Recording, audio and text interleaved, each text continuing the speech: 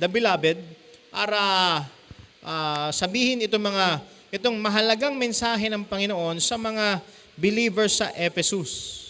Okay? At pagka naririnig niyo yung revelation, yung iba kinakabahan, ang nasa isip agad, end of the world. Okay? Pero hindi lang naman nito binabanggit yung end of the world dahil kung titignan natin, bago mag-reign ang Panginoon, okay, bago siya bababa dito para mag-reign, kukunin muna niya yung kanyang church. Mara-rapture yung mga saved. Amen? Okay, naniniwala ba kayo dyan? Okay, bago mag-tribulation period. And then, merong 7 years na tribulation, 3.5 years. Merong peace, 3.5 years. Tribulation, the great tribulation. Ang tawag dyan ay Jacob's trouble. And then, saka babalik ang Panginoon. At establish niya yung kanyang millennial kingdom, 1,000 years. Okay?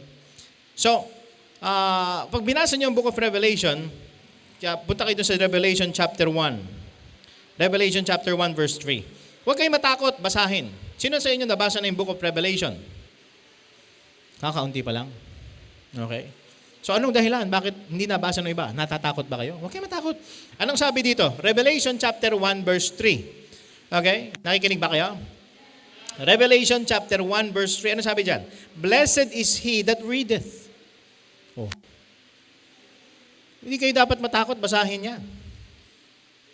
Blessed is he that readeth, and they that hear the words of this prophecy, and keep those things which are written therein, for the time is at hand. Sabi dyan, nalalapit na. Naisulat ito bago matapos yung unang siglo, yung first 100 years. Nasa anong taon na tayo ngayon? 2026 ang 25. Move on na. Wala na tayo sa 2025. 2026 na. Okay? 2026, isipin nyo, more than almost 2,000 years. But ang sabi dito, the time is at hand. Grabe yung long suffering ng Diyos, ano? Grabe yung pagpapasensya ng Diyos para marami pang maabot ang ebanghelyo at magpasalamat ka. Kung ikaw ay naligtas, magpasalamat ka na may nagbahagi sa iyo ng ebanghelyo. Hello? Isipin niyo yan. Almost 2,000 years have passed. Sabi ng Panginoon, babalik siya. Pero hindi pa sila bumabalik. Sabi nga nung iba, wala na yan, hindi na babalik yan. Hindi, babalik siya. Para kunin yung kanyang mga anak. Pero pasalamat tayo sa Panginoon because of the mercy of God, because of the grace of God. Merong pinadala ang Diyos na tao para ibahagi sa atin ang mensahe ng kaligtasan. At dun sa Ephesus, ito ay, yung ministry sa Ephesus ay nasimulan niya nung napunta doon sila Apostle Paul dun sa isa sa mga missionary journeys niya. At ang Ephesus ay isang napakagandang syudad. So, kung ikukumpara natin sa panahon ngayon, siguro ang lugar na ito ay parang yung yung area sa Pasay. Okay? Yung Pasay, yung may MOA. Okay, MOA. Okay? Maraming mga matataas na buildings, may mga pasyalan. It is called, the Light of Asia. Isipin nyo. Mall of Asia. Light of Asia. Magandang syudad. Ito yung sentro ng relihiyon at sentro ng ekonomiya. During that time, yan yung nagdudugtong sa east at saka sa west. Okay? So yan yung pinaka hub ng commerce, ng trade during that time. Kasi yung Ephesus meron yang harbor o yung mga barko na pumupunta Europe, papunta sa Asia. Okay? So, maraming magagandang buildings. Merong mga temples, merong mga marketplaces, merong mga boulevards. Okay, nakapunta na ba kayo sa Rojas Boulevard? Ha? Sa tabi ng Manila Bay. Ang bango, di ba? Ha? Pero pasyalan. Pasyalan ng mga tao. Okay? At meron dong, sa gilid ng isang bundok, merong theater. Meron dong theater na kasya ang 20,000 na mga tao. Okay? Itong city ng Ephesus ay naabot. May mga naabot si Apostol Pablo. At ito yung pinapastoran ni Timothy. Kaya nga isinulat yung 1st and 2nd Timothy.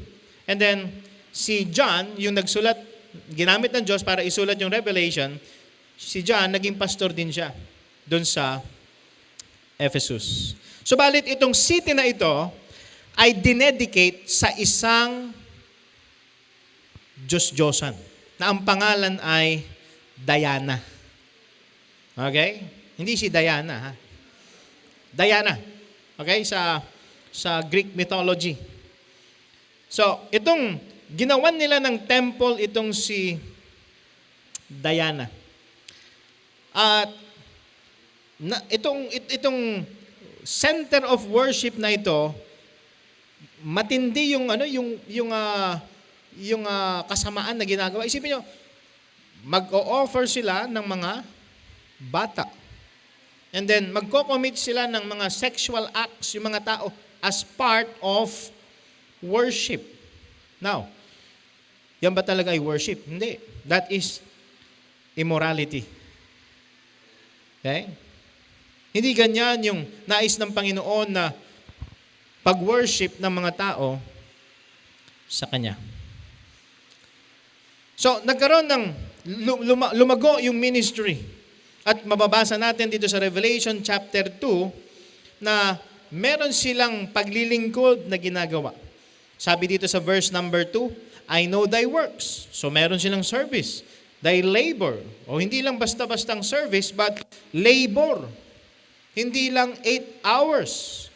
Lagpas pa, overtime. At sabi dito, and thy patience, and how thou canst not bear them which are evil. So, alam din nila kung paano malaman na di-discern nila kung ito ba ay false prophet or totoong galing sa Diyos. Yung Ephesus, ang ibig sabihin ay desirable. Kasi naman, maraming bagay na kanais-nais doon sa lugar na yan. May mga bagay sa mundo na ito na kanais-nais. Subalit, tayong mga ligtas, okay, ang church ay dinidesire din ng Diyos. Dahil tayo ay binili niya ng kanyang dugo. Sana maunawaan natin yan, mga kapatid.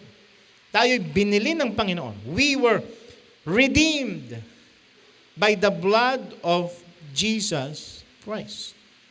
Kaya nga hindi na natin pagmamay-ari ang sarili natin. Kung iniisip mo, saved na ako, gagawin ko na lahat ng gusto ko.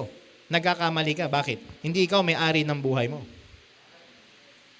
Si Jesus Christ ang may-ari ng ating buhay. At ang desire ng Diyos para sa atin, para sa mga members ng Bethel Baptist Church, ay manatili tayong tapat sa Kanya. Manatili tayo, huwag natin siyang iwan dahil binanggit dito sa verse number 4. Nevertheless, so merong commendation ng Panginoon pero meron siyang rebuke. At sabi niya dito, nevertheless, I have somewhat against thee because thou hast left thy first love. Okay? So tandaan natin, ang church ng Panginoon, magpapatuloy yan. Ang isang henerasyon, lilipas, subalit merong susunod. Subalit dapat magpatuloy. Kaya lang nakakatakot ngayon, yung mga susunod na henerasyon, baka wala silang desire sa Diyos. At nakakalungkot yan. May mga susunod na henerasyon na naging routine lang sa kanila ang mga bagay na ito. Yes, pupunta sa church. Okay? Magbibihis pang church. Kakanta sa church. Okay? Kakanta sa choir. Tutugtog. Pero pagkatapos niyan, huhubarin yung mga bagay na ito, babalik sa kamunduhan. Routine or relationship. Kapag ikaw ay merong relationship sa Panginoon, ibig sabihin, naligtas ka na, binago na ang buhay natin. Mga kapatid, hindi lang tuwing Sunday ang pamumuhay at pagsunod kay Kristo. Hindi yan yung parang costume na ilalagay mo lang. Okay? Show lang. Show. Tapos pagtapos niyan, ito na. Iba naman ang aking isusuot. Nakakalungkot. Okay? Kapag namatay na yung mga yung unang henerasyon dito, kasi mga unang henerasyon, yung mga unang henerasyon dito, di ba? Umamin na kayo. Ayaw niyong umamin, ha? Okay? Sabi nga doon sa awit, di ba? Tatanda at lilipas din. So, kailangan ihanda yung mga susunod na henerasyon. Pero dapat makita sa atin. Makita sa atin na hindi lang din to routine. But what matters is our relationship to the Lord Jesus Christ at paano natin ma-carry out yung relationship na yan sa everyday, simple, daily living natin. Binanggit ng Panginoon dito, may warning ang Panginoon. Sabi dito, okay, sa verse 5, or else, kung hindi sila mag-repent, if they will not remember, they will not repent, sabi dyan, I will come unto thee quickly and will remove thy candlestick out of his place. Hindi na magagamit ng Panginoon. Gusto niyo ba ganyan ang mangyari sa ating church? Na, yes, merong routine, may service, may mga ginagawa, may program, but walang anointing power ng Panginoon. Bawat miyembro, merong contribution dito. Isipin nyo, kayo yung mga uling. Di ba? Pag yung uling, halimbawa, nagbabaga na yung uling, pinaghiwa-hiwalay mo, ano mangyari? Tapos malamig pa ngayon. Ano mangyari sa uling? Maitim pa rin. Okay? Namumuti, di ba? Ano mangyari?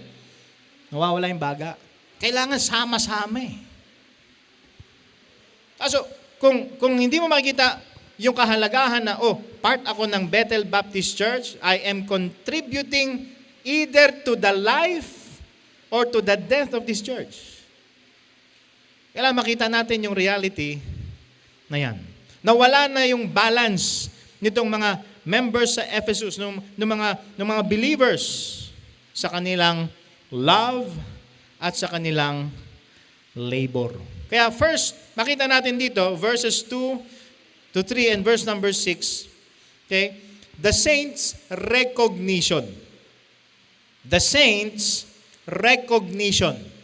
Ni-recognize ng Panginoon yung mga nagawa nitong mga tao ito sa biyaya niya. So itong church na ito, kasi 7 churches yan eh. Chapter 2 and chapter 3, in-address ito sa 7 churches. At nauna ito sa Ephesus. And yung Ephesus, dyan nanggaling yung ibang mga churches. Yung church sa Smyrna, yung church sa Pergamos, yung church doon sa Thyatira, okay, and so forth. So, galing dyan sa Ephesus. Dito sa, nabasa natin, verse 2, verse 3, verse number 6, masigasig yung mga tao, yung mga believers dito. Masigasig sa gawain ng Panginoon. Masigasig na magbigay ng tracts. Masigasig na nagsishare ng gospel. Masigasig na ginagawa yung misyon na iniwan sa atin ng Panginoon na ipalaganap ang Ebanghelyo. Sila ay naging matatag, steadfast during times of trials. Isipin nyo, may mga dumating na pagsubok, may dumating na mga persecution, but nanatili silang tapat sa Panginoon. Steadfast, unmovable. They were abounding in the work of the Lord. They are fighting evil. Isipin nyo, sabi dito sa verse number 2, Thou hast tried them which say they are apostles and are not, and has found them liars. Mayroong mga pumunta doon, sabi nila, kami mga apostles, kami mga mangangaral ng Diyos, pero wolf in sheep's clothing lang pala. They discerned these people. Nilabanan nila yung wrong doctrine. Hindi nila hinayaan na makapasok yung mga doctrines of devils sa kanilang churches. Na-discern nila kung sino yung false teachers, yung mga false prophets, yung mga false teachings. Nanatili silang tapat sa itinuro ng mga apostles sa kanila. Meron silang organization, merong spiritual leadership within these churches. Parang sa ngayon, meron tayong mga kapartner ng mga churches na sinusuportahan ng bawat isa sa gawain ng Panginoon.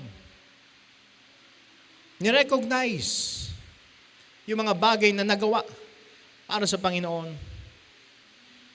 Doctrinally sound. Amen? Mahalaga yan. Okay? Merong disiplina pagdating sa mga bagay na may kinalaman sa moralidad. Nagpapatuloy. Okay? Alam kung anong tama at nananatili sa tama. Mahirap yung alam mo ng mali, nananatili ka pa sa mali, hindi ba? Okay? Sinasabi na sa'yo, mali yan, pero nagpapatuloy pa rin sa mali. Pero ito, alam nila yung tama, nananatili sa tama. Naglilingkod sa Panginoon. Pero alam nyo, hindi ibig sabihin na tapat ka sa paglilingkod, malapit na tayo sa Panginoon. Hello? Huwag niyong isipin na, faithful siya mag-serve. Faithful siya tumugtog. Faithful siyang kumanta. Faithful siyang sumasama sa soul winning. Hindi yan nangangahulugan at hindi yan katumbas ng closeness sa Panginoon. Hindi ibig sabihin, busy tayo sa mga bagay. Yes, ministry, busy sa ministry. Pero hindi ibig sabihin niya na malapit tayo sa Panginoon. And huwag mong iisipin na pag ginagawa mo ito, nagigain mo ang favor ng Diyos. Para kang Katoliko niyan. You cannot gain the favor of God. Tandaan natin yan. Naligtas tayo sa biyaya ng Diyos. Naunawaan niyo ba yun? Right? Maging clear tayo dito. Maliligtas lang ang tao sa biyaya ng Diyos. At yung good works na lalabas sa buhay, biyaya pa rin yan ng Diyos. Hindi yan sarili nating gawa. Pag ginawa mo ng sarili yan, you will fail. Sa umpisa, magagawa mo pero without the grace of God, the divine intervention of God upon the life of a person, hindi magtatagal yan. Hello? Kailangan maging maingat tayo. Hindi ibig sabihin maraming activity, meron ng intimacy sa Panginoon. Okay? Hindi ibig sabihin maraming activity, malapit ka na sa Panginoon. Again, hindi mo magigain ang favor ng Diyos sa sarili mong gawa. Hello? It is still by the grace of God, by grace through faith pa rin yan. Kailangan kumilos ang Diyos sa atin . Katulad ng sinabi sa Philippians, tingnan niyo sa Philippians. Punta tayo sa book of Philippians.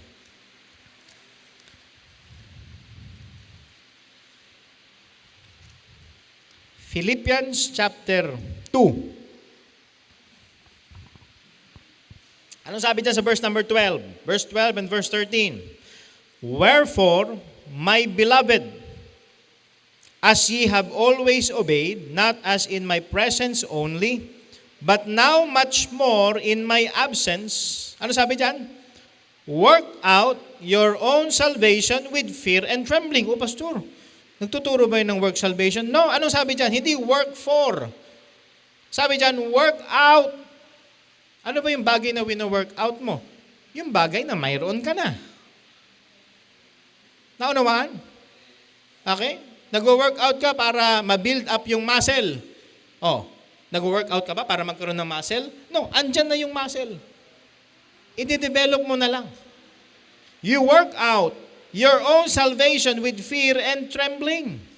Kaya nga, andyan yung fear, andyan yung trembling na hindi natin magagawa ito without the grace of God upon our lives. Huwag nating isipin na, gagawin ko itong mga bagay na to, ha? Para matuwa ang Diyos sa akin at mag-gain ko ang favor ng Diyos. Maling kaisipan niya. At ano sabi sa verse 13? For it is God. Malinaw. It is God which worketh in you both to will and to do of His good pleasure. Kaya hayaan mong kumilos ang Diyos sa'yo. But you have to exercise your faith, and faith cometh by hearing, hearing by the word of God.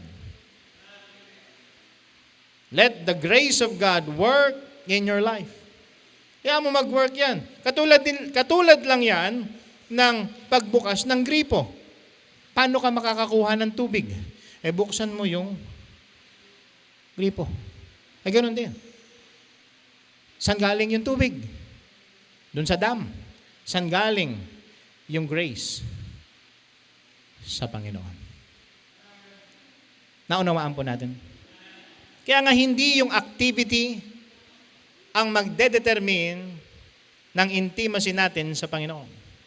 Yung good works na nakikita sa buhay natin, hindi niyan mapapalitan yung genuine love para sa Panginoon. Kasi binanggit dito thou hast left thy first love. Isipin niyo yun, meron silang mga programs. Meron silang program para sa youth, meron silang program para sa singles, meron silang program para sa mga SAF. Alam niyo yung SAF? Singles above 40. Okay? Okay, nakuha ko yung kay Pastor Jan SAF. Okay? Sino ba yung mga SAF datin dito? Okay? Merong program para sa mga married couples. Sipin nyo, merong program. Merong yung ministry nila talagang active na active yung mga tao. Merong organized programs sa church. Walang masama dyan. Merong fellowship. Walang masama sa fellowship.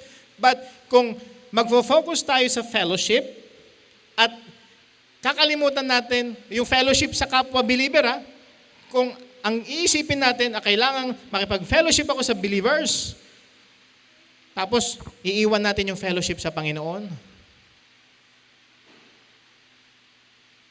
it will not last. Kaya nga dito sa verse number 4, nakita natin yung rebuke ng Panginoon sa kanila. Balik tayo doon. Revelation chapter 2 verse 4. Nevertheless, I have somewhat against thee, because thou hast left thy first love. Kahit na merong testimony na sila'y nag-labor, kahit may testimony na sila ay patient in suffering, nakita ng Panginoon Again, wala tayong may tatago sa Panginoon. Hello? Wala kang may tatago sa Panginoon. Kahit bula-bulahin mo ang Panginoon, alam ng Panginoon puso mo. Hindi natin mabobola ang Panginoon. They have lost their zeal sa Panginoon. Wala na yung zeal. Hindi na ginagawa dahil sa Panginoon. It was being done, ginagawa na lang because of routine. Huwag nating gawin, huwag nating isabuhay, huwag tayong mabuhay bilang mga Kristiyano na routine lang ang mga bagay na ito. Inabandon na nila yung first love. Thou hast left thy first love. Yung hard work, yung endurance nila, commendable. Pero napalitan yung passion for Christ, yung passion sa Panginoon ng kailangan kasing gawin eh. Alam mo yun? Alam nyo yun? Kailangan ko kasing gawin. Pag di ko ginawa, pagkagalitan ako ni pastor. Pag hindi ko di ginawa, tatanungin ako, ba't wala ka? Ginagawa ko to kasi, walang ibang gagawa. Imbis na yung pag-ibig sa Diyos ang nagtutulak para maglingkod, yung ano na lang, napipilitan. Dahil, wala nang ibang gagawa eh. Okay? You got used to it na. Okay? Naging routine na lang. But unless ang Holy Spirit ay kumilos sa ating mga isip, sa ating mga puso, mahirap makita na iniwan na natin yung ating first love. Kaya ngayong hapon na ito, examine natin. Iniwan ko na ba yung aking first love? Sino yun? Ang Panginoon, siyempre. Hindi yung love, hindi yung first crush mo. First love. The Lord Jesus Christ. We love Him because He first loved us. Mahirap makita yan. Unless kumilos ang Holy Spirit at ituro sa atin, Thou hast left thy first love. Unless the Word of God and the Spirit of God pierce through our hearts. Okay? Pierce to the dividing asunder of soul and spirit. We will not realize na iniwan na natin ng Panginoon, ginagawa na lang natin to dahil, nakasanayan ko nang magbigay. Nakasanayan ko na kasing mag-serve.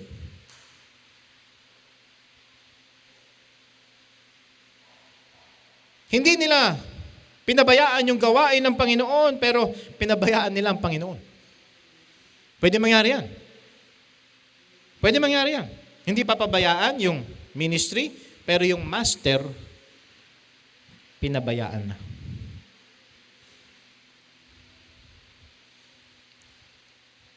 Iniiwan na natin ang ating first love kapag inuna na natin yung mga bagay na ito kaysa sa Panginoon. Hello? And merong nakakalungkot na warning. At ito'y prophecy sa Matthew chapter 24 verse 12. Binanggit doon, the love of many shall wax cold. The love of many shall wax cold. Yung mga dating umiibig sa Panginoon, nanlamig na. Kaya cold yung service sa Panginoon. Umaawit nga pero umaawit na lang dahil ni-recruit. Umaawit na lang kasi pinilit. Imbis na umawit dahil mahal ang Panginoon, napilitan lang. Noong nakaraan, bumili kami ng yelo ni Ruth. Okay? Doon sa Alphamart. Bumili kami yelo. Ang hirap kunin ng yelo. Nagdikit-dikit na. Natunaw, tapos nagdikit-dikit. Alam nga naman kunin ko lahat yun. Kukunin ko yung buong freezer. Nasipin nyo? Ganun ang ginagawa ng lamig Subukan nyo. Subukan nyo lang. Okay? Ngayon nga naka-jacket kayo, di ba? Wala pa tayong aircon yan. Paano pa kaya pag may aircon na tayo, ano? Okay? Yung lamig, anong ginagawa niyan? Pinapamanhid yung katawan natin. Manhid na.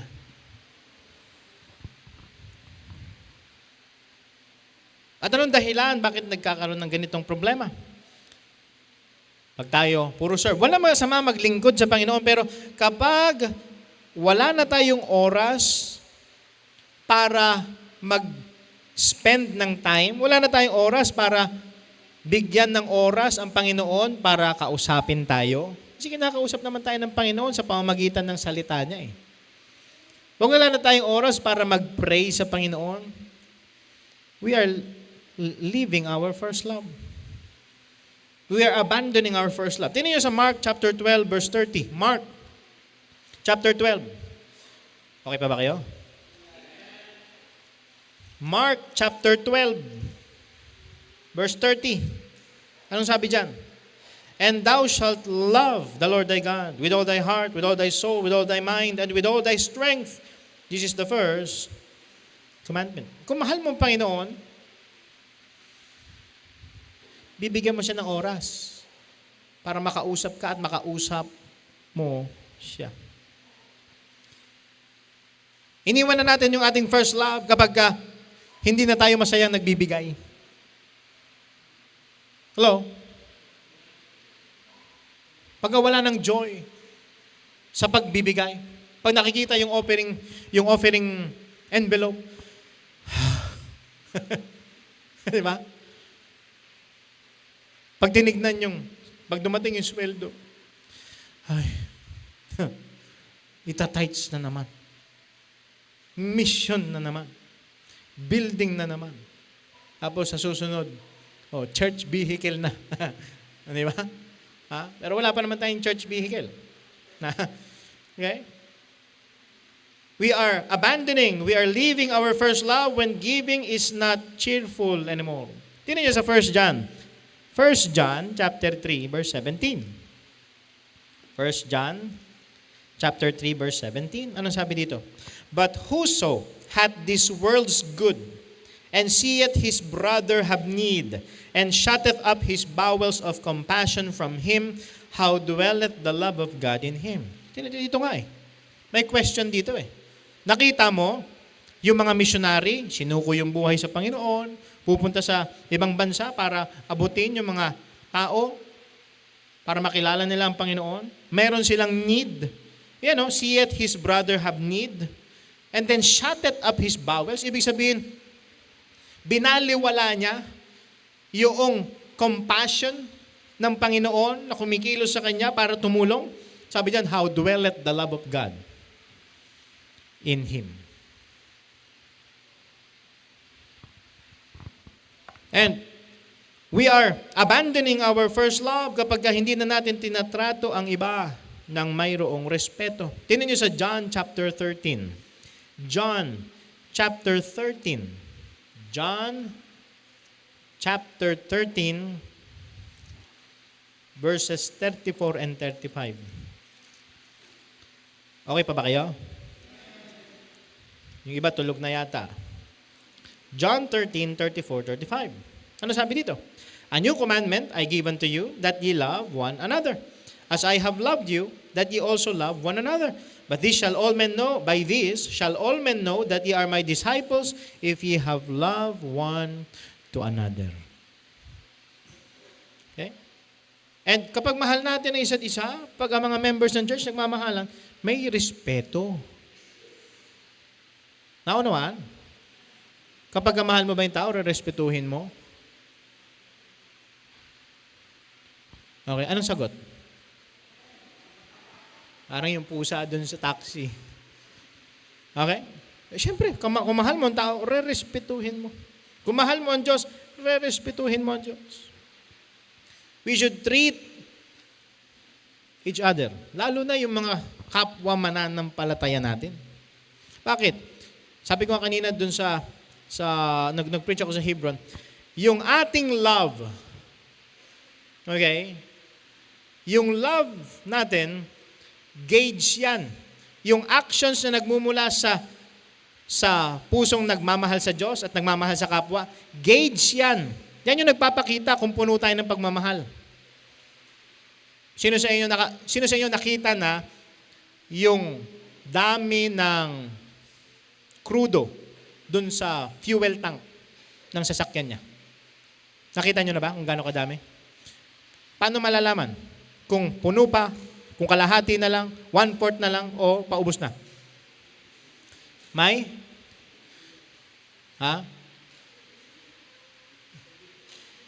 Ano? Gauge. Hindi alambre. Pero yung oil, di ba? Sa oil, pwede yun. Pero ito, yung crudo eh. Hindi mo makikita yan, basta-basta. Unless may gauge. Yung love na yan, yung actions natin, yung words natin, yan yung gauge. Kung puno tayo ng pag-ibig ng Diyos. At sabi dyan, by this shall all men know that ye are my disciples. Okay? Yan ang magsasabi na Kristiyano itong mga ito. Hello? Yan ang magsasabi. Nakalagay ito sa billboard. Christian. Okay? Yung love natin, yung love in action, love in words. At kapag tayo ay nawawalan na ng compassion para sa mga taong hindi ligtas, alam nyo, isang indikasyon na nawawalan na tayo ng pag-ibig sa ating buhay, kapag wala na tayong desire mag-share ng gospel. Nakakatakot yan. Pag wala kang desire mag-share na si Jesus Christ ang Savior, you are running low on love.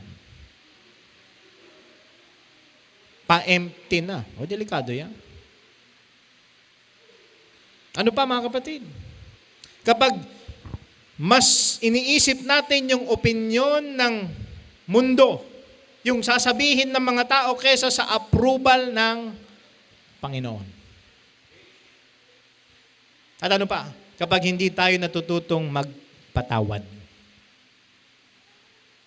Mga indikasyon na unti-unti, we are drifting away from our first love. Dahil itong first love na ito, it teaches us about our priority. Ang Panginoon ba yung priority natin? Yung passion natin sa buhay? Is it the Lord Jesus Christ? Ang devotion ba natin nasa Panginoon? O nasa ibang mga bagay? Ginagawa mo ang ministry para mapansin ka ni sister. Bato-bato sa langit.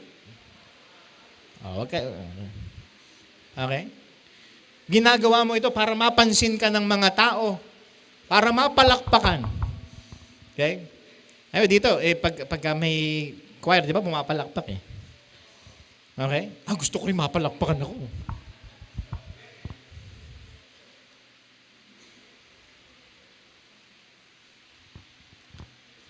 Kung ang basihan lang ng ministry, ng faithfulness, ay yung dami ng tao, mga kapatid, alam niyo ba si Adoniram Judson, missionary sa Burma, ilang taon bago nagkaroon ng convert.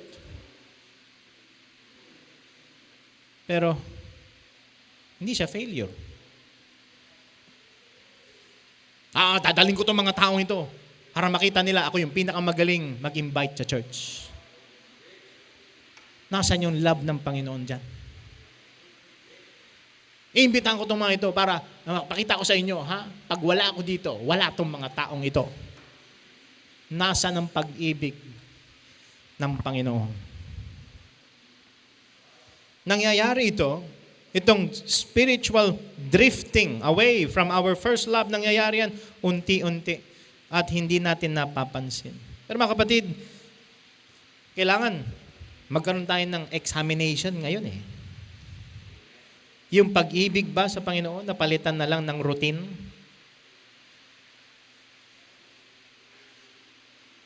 Nais ng Panginoon yung puso natin. Yung puso natin, mga kapatid, nais ng Panginoon, nasa Kanya yan.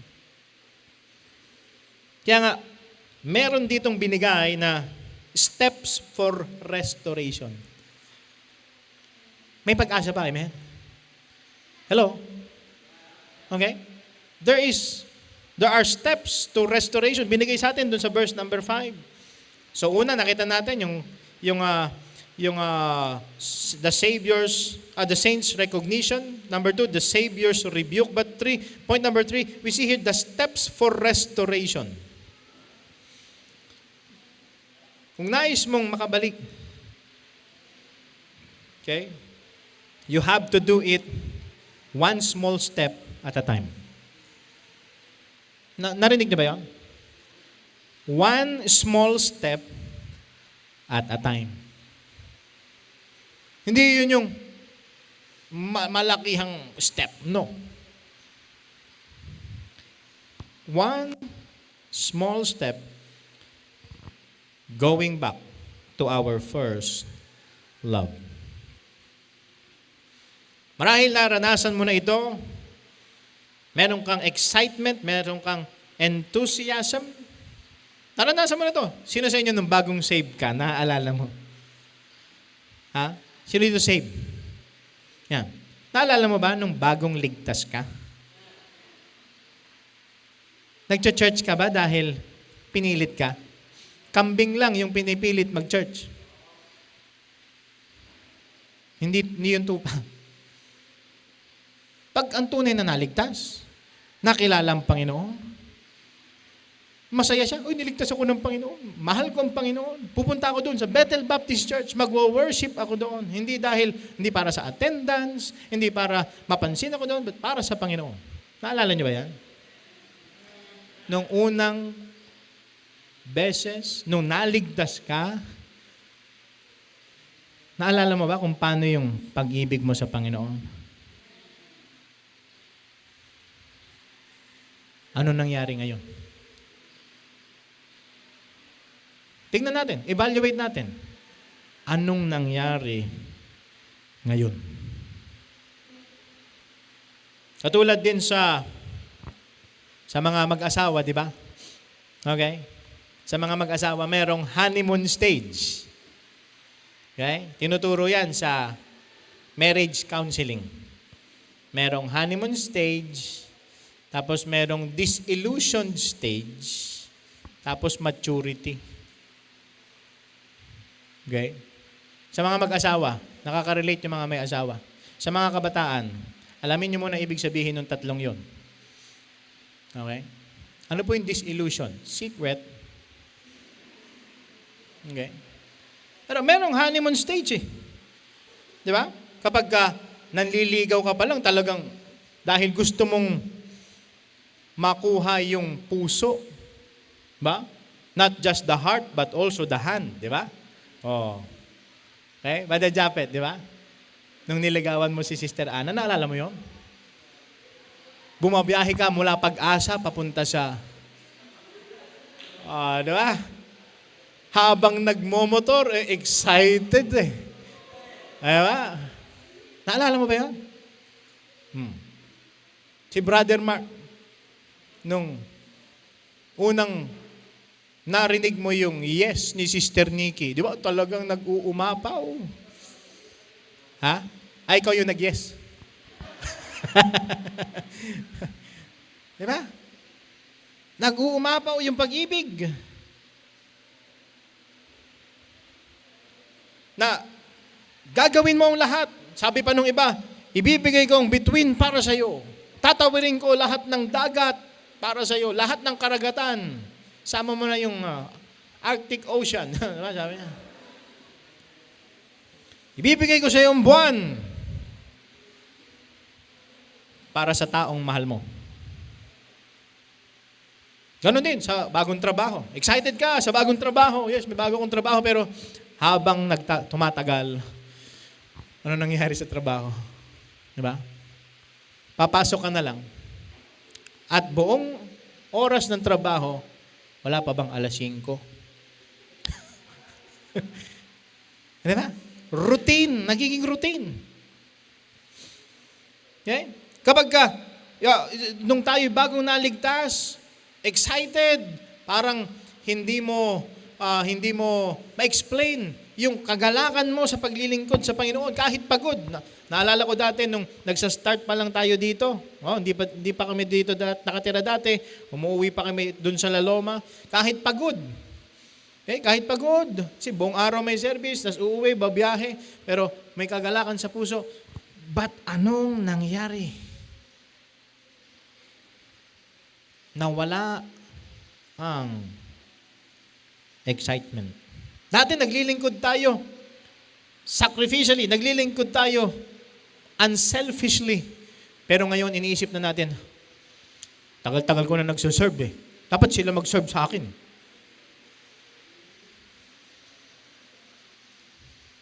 We have lost our first love. Itong Ephesian church, tumigil sila. They stopped performing the first works because they had lost their first love. Kaya mga kapatid, anong sabi dito? Ano yung unang step? Remember. Remember. Ano ibig sabihin niyan? Alalahanin mo at tumugon ka. Alalahanin mo kung saan ka bumagsak. Alalahanin mo kung ano yung nawala sa iyo. Alalahanin mo yung iniwan mo o yung pinabayaan mo. Tingnan nyo sa Psalm 119 verse 55. Psalm 119, 55. Ayos pa ba kayo? Psalm 119 verse 55. Anong sabi dito mga kapatid? I have remembered thy name, O Lord, in the night I have kept thy law. Bakit nalimutan na natin na manalangin sa Panginoon? Naaalala na lang natin siya kapag kakain tayo.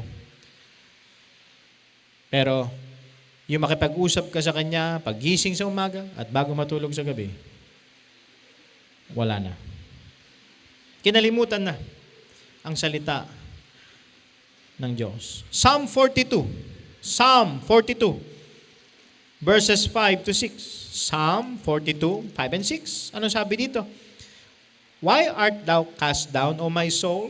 And why art thou disquieted in me? Hope thou in God, for I shall yet praise Him for the help of His countenance. O my God, my soul is cast down within me, therefore will I remember Thee. Ikaw ba ay discouraged? Are you cast down? Remember the Lord. Okay. Therefore will I remember thee from the land of Jordan and of the Hermonites from the hill Mizar. Remember the Lord. Jeremiah 51 verse 50. Buksan yung Bibles nyo. May Bibles ba kayong dala? Jeremiah 51 verse 50. Ano sabi dito? Ye that escape the sword, go away, stand not still. Remember the Lord afar off, and let Jerusalem come into your mind. Remember the Lord. Remember, doon sa Acts chapter 20 verse 35. Buksan yung Bibles nyo sa Acts naman. Remember, Acts chapter 20 verse 35. Acts chapter 20. Ano sabi dito? I have shewed you all things, how that so laboring ye ought to support the weak, and to remember the... Ano yung aalalahanin natin? The words of the Lord Jesus, how He said, it is more blessed to give than to receive. And many other verses. May iba pa mga verses na nagtuturo sa atin at magpapakita sa atin kung ano ba dapat yung ating alalahanin. Remember therefore, from when, sabi dyan, no, thou art fallen. And ano yung pangalawa? Repent. Repent. Now, ano ibig sabihin ng repentance? Hindi yan yung nalulungkot ka dahil nahuli ka. Hindi eh. That is remorse. But repentance is different from remorse. Yung remorse, nalulungkot ka dahil dun sa consequence ng sin. But repentance means a change of mind about sin. Change of mind that leads to a change of lifestyle, a change of action. A change of mind about sin, confessing our sins to the Lord and returning to Him our first love. Na kailangan merong repentance eh. Change of mind. Kailangan mabago muna yung isip natin. Hanggat hindi nababago yung isip at hanggang hindi natatransform yung ating isip ng salita ng Diyos, there will be no change. Hindi tayo babalik sa ating first love. And then, ano yung letter C? Return. Or pwede ding repeat. Bakit repeat? Gawin mo yung ginagawa mo nung una. Gawin mo yung mga ginawa mo noon, nung ikaw ay bagong ligtas, na mayroong excitement sa puso mo, ginagawa mo ito dahil mahal mo ang Panginoon. We must do the first works, but let us remember the first love of our lives. Seek first the kingdom of God and His righteousness, and all these things shall be added unto you. Kailangan makuha ulit natin yung lote sa ating buhay na-lose natin because we have fallen. Kailangan ano ulit tayo? Masigaan ulit eh. Diba? Mag-init muli yung buhay natin, yung puso natin para sa Panginoon. Kinakailangan natin yung fire. Kailangan natin yung pagkilos muli ng banal na Espiritu. But hindi kikilos ang Holy Spirit without remembering the Lord, without remembering His Word, without remembering His name, without repenting from our sins. Kaya kinakailangan natin mag-spend ng time sa presensya ng Panginoon. Before we serve, we worship the Lord. Pastor, nakapag-worship ako kahit ako mag-isa lang? Yes. Pray. At hayaan natin ang salita ng Diyos mapuno ang ating isip at ang ating mga puso. Kung wala ang Word of God at ang prayer, mga kapatid, routine lang to lahat. And then, ano mangyayari? Mapapagod tayo at sasabihin, ayoko na. Pagod na ako. Again, itong first love na to, tumutukoy doon sa fresh passion, fresh devotion ng mga mananampalataya para sa Panginoon. Nung una tayo, nung nakilala natin ang Panginoon bilang ating tagapagligtas. Anong gagawin natin? Andyan na. Remember, repent, return, or repeat. Abide in me. Sabi ng Panginoon, abide in me, and I in you. At kapag tayo nag-abide sa Panginoon, we will bear much fruit. At kapag nag-bear tayo ng fruit, and that your fruit will remain.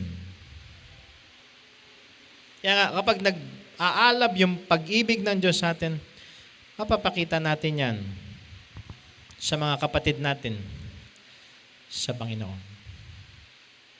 Ephesus means desirable. Desirable pa ba tayo sa Panginoon? O sinasabi niya sa atin, iniwan mo na ako eh. Yan ba sinasabi ng Panginoon sa atin ngayon? Iniwan mo na ako. Thou hast left thy first love.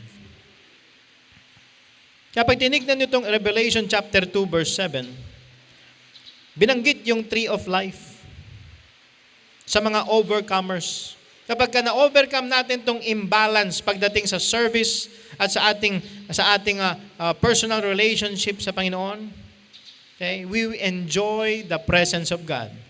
Pag nabanggit yung tree of life dyan, doon sa Garden of Eden, si Adam and Eve, na-enjoy nila yung presence ng Panginoon. At kapag bumalik tayo sa ating first love, we will also enjoy the presence of God sa ating buhay. Pag nawala ang first love, mga kapatid, mawawala yung love para sa family, mawawala yung love para sa church, mawawala yung love para sa lost souls, wala nang love para sa pagbibigay, wala nang love para sa mga spiritual things. Hindi na mahalaga yung conviction, hindi na mahalaga yung standards, hindi na mahalaga yung doctrine, hindi na mahalaga yung spiritual discernment, at hindi na rin mahalaga kung magpapatuloy pa ba sa ministry. Yan ang mangyayari